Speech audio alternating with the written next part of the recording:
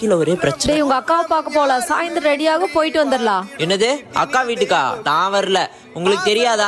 அவ கல்யாணம் பண்ணது எனக்கு பிடிக்கல, அவன் கல்யாணம் பண்ணவனையே பிடிக்கல. இனிமே அவளை பார்க்க கூடாதுன்னு இருக்கேன். தயவு செஞ்சு என்ன கூப்பிடாதீங்க.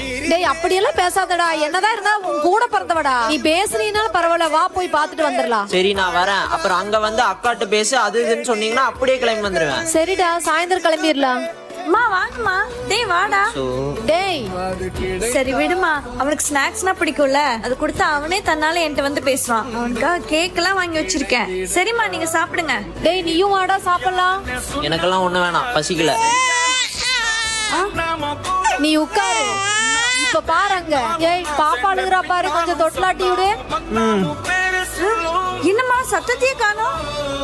அங்க பாருமா. என் தங்க குட்டிக்கு என்ன வேணும்? என் தங்கத்துக்கு. டேய் கிளம்பலாமா? நான் பாப்பா கூட இருந்துட்டு நாளைக்கு வரேன். எப்படி பாரேன்.